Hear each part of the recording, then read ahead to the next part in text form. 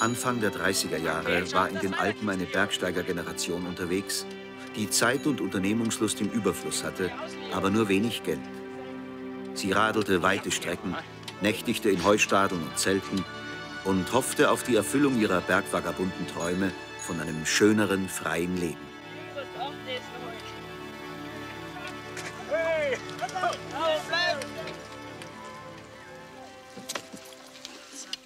Juni 1931. Von München aus waren 4 Bergsteiger aufgebrochen, um die letzten noch undurchstiegenen großen Wände der Alpen zu bezwingen. In der Schweiz trennen sich ihre Wege. Hans Brehm und Leo Rittler wollen zur Matterhorn-Nordwand, während Gustl Kröner und Anderl Heckmayer weiter ins Mont-Blanc-Gebiet radeln, um die 1200 Meter hohe Nordwand der Grand Jorasses erstmals zu durchsteigen.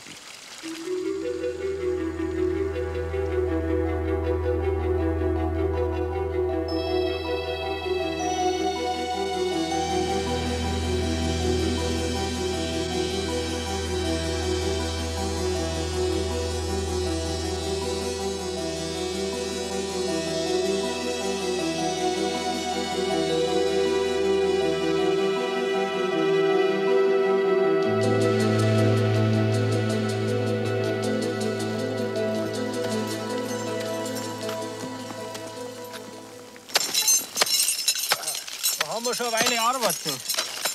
Aufpassen, Gustl.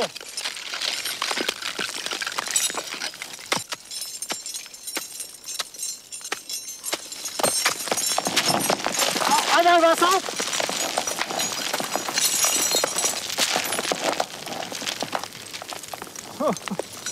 Das ist die ganz nette Brocken, Gustl, ha? Ah, jeder trifft einen, weißt du? Steig! Vorne läuft schon! Hey, pass auf!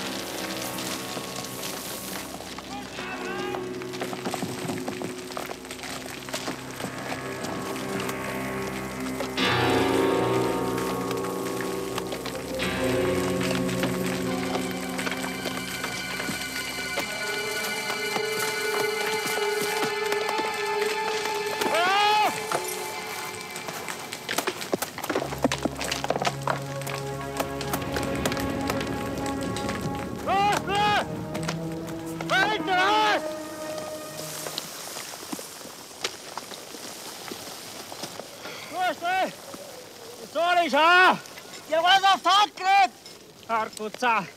Den Pickel habe ich auch noch verloren! So ein Scheißdreck! Du, wir kehren um! Gehst zum Säulen um! Nimmst es zusammen, hä?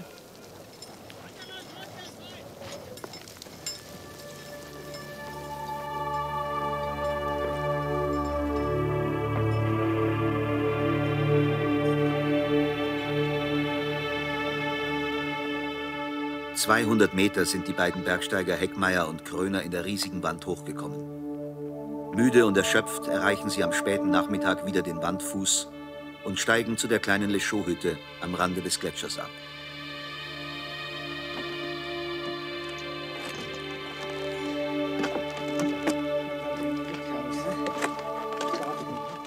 An der gefährlichsten Stelle, dort wo der Steinschlag sich wie in einem Trichter sammelt, waren die beiden in die Wand eingestiegen. Es war der erste Versuch, einen Weg durch die steile, von Schnee und Eis durchsetzte Wand zu finden. Wenn wir durch das Schneefeld in der Wandmitte bis zum Gipfel durchsteigen, haben wir immer Steinschlaggefahr. Das ist keine Möglichkeit.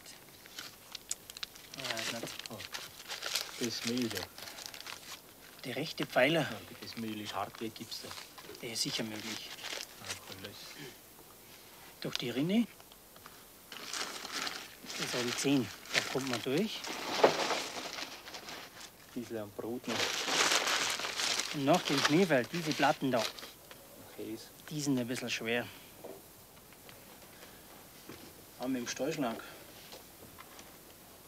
das ist gut. Da müssen wir schon zuerst noch mal ins Tal nach. Nach schauen wir nicht zum Einkaufen. Den rechten Pfeiler sollten wir probieren. Ja, mit was denn? Ja, das ist alles, was wir haben. Ja, da wird kein Hand mehr satt. 1934, 3 Jahre nach den ersten Versuchen, ist die Wand immer noch nicht durchstiegen. Heckmeier muss im Frühsommer wieder unverrichteter Dinge abreisen. Neben der Hütte warten mehrere Bergsteiger in ihren Zelten auf bessere Wetterverhältnisse und alle hoffen, möglichst als Erste die Wand zu durchsteigen. Die Deutschen Steinauer und Meyer haben vor wenigen Tagen einen vergeblichen Versuch unternommen. Am besten kennen die beiden Italiener Gervasutti und Chabot die Verhältnisse in der Wand. Prima di cominciare. Du Rudel, magst du Wasser hin? Wo meinst du, was deins hat?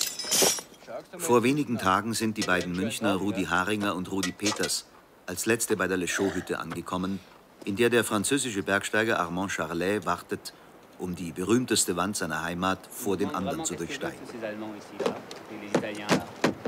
Bonjour. Gibt's da auch Wasser? Qu'est-ce que tu veux, toi?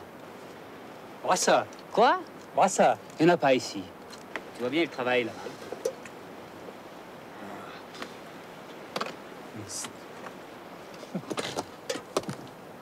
Tu vois bien, il y en a encore plein là. Je me demande vraiment qu'est-ce qu'ils veulent tous ces Allemands pour là. Es liegt noch viel Schnee und Eis in der Nordwand und die Bergsteiger halten ihre Pläne, wie sie die Wand bezwingen wollen, vor den Konkurrenten geheim. Extra neue Spezialsteigeisen haben sich die Italiener anfertigen lassen. Die haben ganz neue Steigeisen. Die haben vorn 2 Zacken raus, so. Kann man schon vorstellen, dass das im steilen Eis gut ist. 10 Felshaker und 5 Eishaker. 8 Karabiner, das reicht. Steinauer und Meyer wollen ihre Ausrüstung am Wandfuß deponieren und packen vor dem Zelt das schwere Material in die Rucksäcke ein. Bis morgen ist das Gewitter wieder vorbei.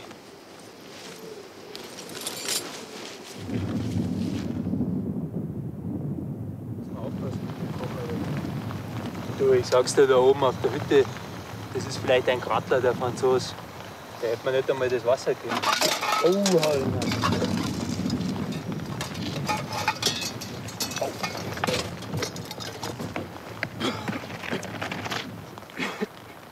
Schau, wie es da reinringt. Alles hier. Ich gehe auf zur Hütte, das ist mir zu nass da.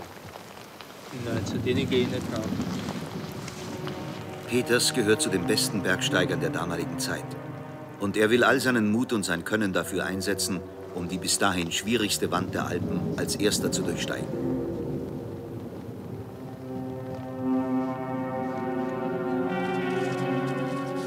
Fais attention derrière, hein. Il y a des crevasses là.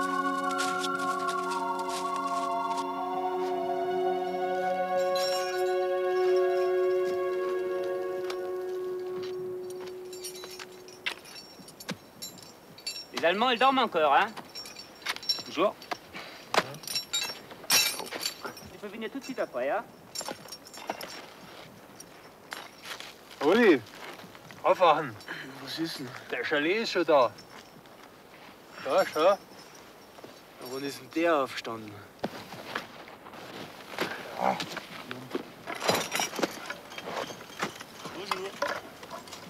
tout à gauche, par là. Alors, tu vois, là-bas derrière, il y a un relais.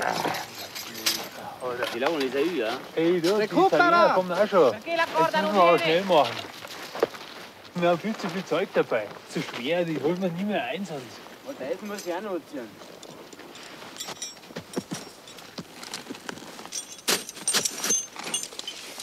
Stand! Attention! Seil aus! Kannst kommen! Je crois que c'est mieux à gauche là-bas. Il y a des blocs là-haut. Traverse un peu vers la gauche là-bas, c'est plus facile, je crois. Schau mal rauf. Il y a les Allemands qui arrivent là Seilen aussi. die ab? Schaut fast so aus. Gehst gleich zu. Hein? La corde libre, hein? Rudi, die Italiener kommen auch schon. Geh zu. Hai visto che i francesi stanno scendendo? Schaut schwer aus da auf. Ne? Meinst du, wenn wir einen Düllverquerung nach rechts probieren, in die Platten? Da sind über. Aha. Da schaut's flacher aus. Gut, hab dich.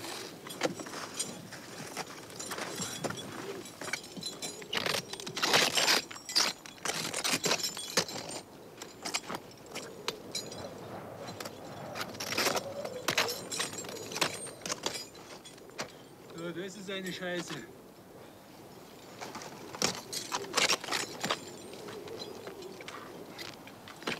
Ah, che condizioni schifose. Questa parete è proprio un inferno.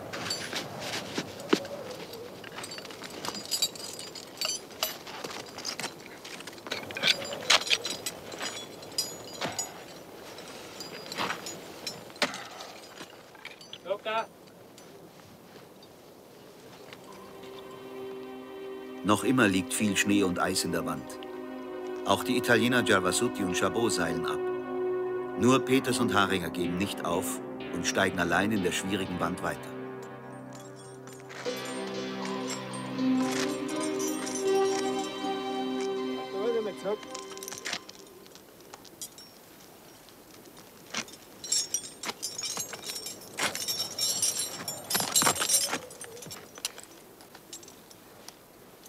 Frage mich, ob es gerade das Beste ist.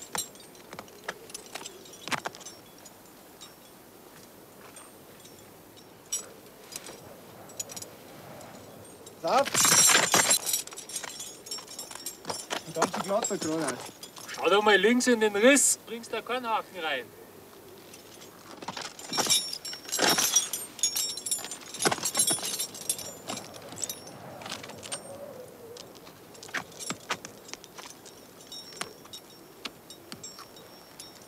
Was ist denn? Schau ganz schön schwer aus jetzt.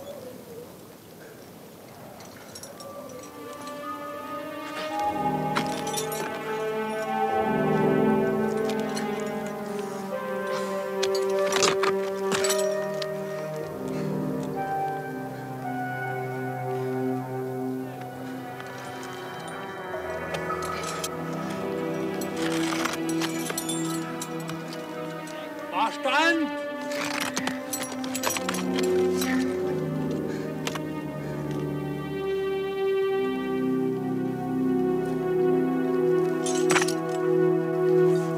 Rudi! Seil ist gleich aus! Verstand!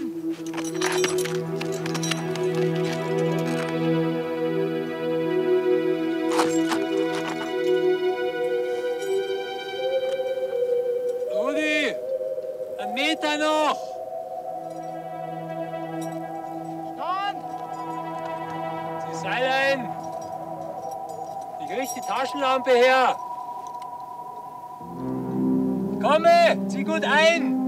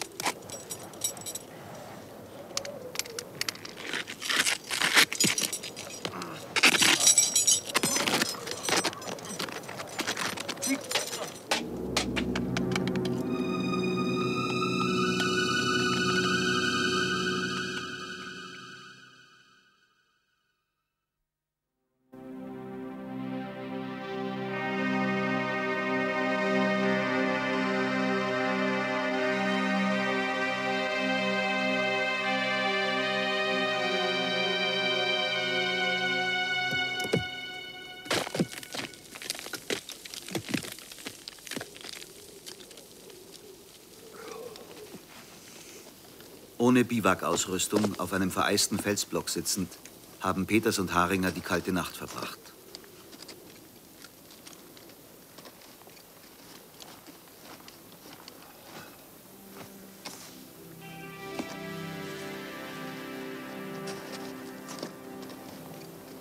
Über die Hälfte der Wand haben die beiden geschafft. Sie wissen nicht, wie schwer die Kletterei weiter oben sein wird und ob dann ein Rückzug überhaupt noch möglich ist.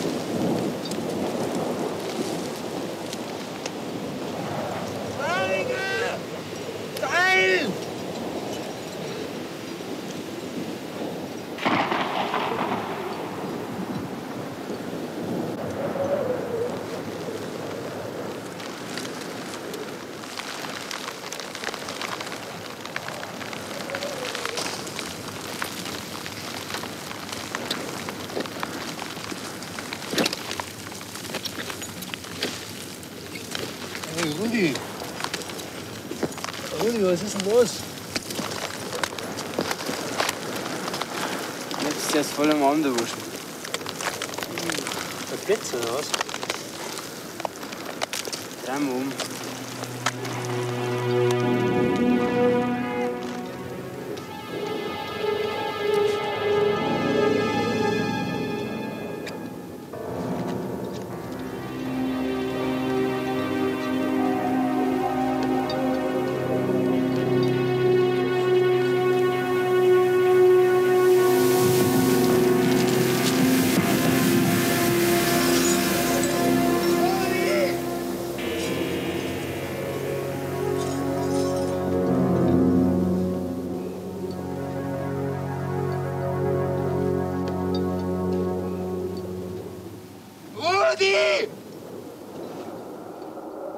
Am Seilende hängend hat Peters die kalte und stürmische Nacht überstanden.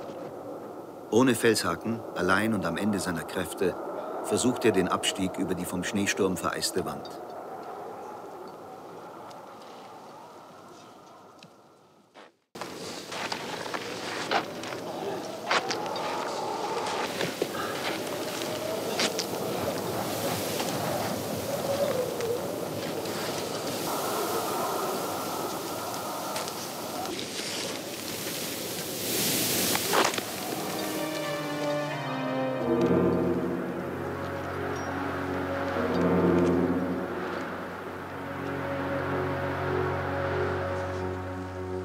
Nach 4 Tagen mühsamer kräftezehrender Kletterei, ohne Zelt und ohne Essen und Trinken, erreicht Peters am Abend wieder den ersten Biwakplatz, wo sie Ausrüstung und den Benzinkocher zurückgelassen haben.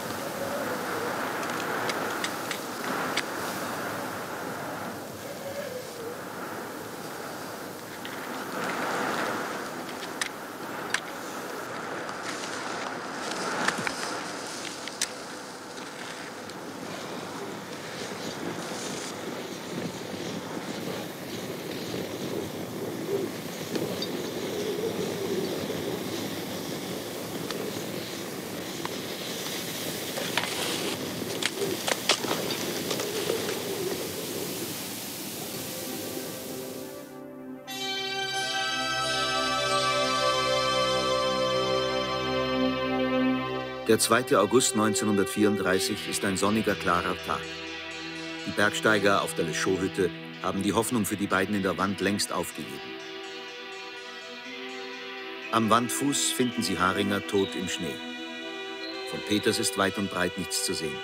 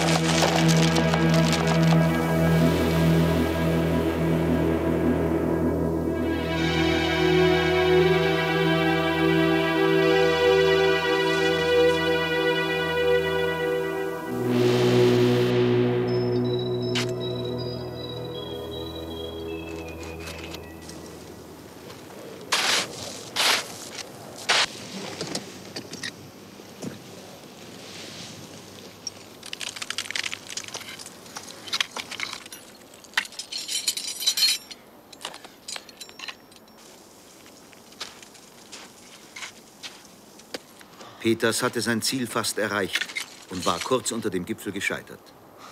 Allein, ohne seinen langjährigen Freund Haringer, kommt er nach 5 Tagen fast übermenschlicher Anstrengung am Fuß der Wand an. 1935 kommt Peters wieder zur Grand Jorasses Nordwand. Zusammen mit Martin Meyer steigt er am 28. Juni in die Wand ein. Zügig kommen sie über die steilen Eisfelder voran.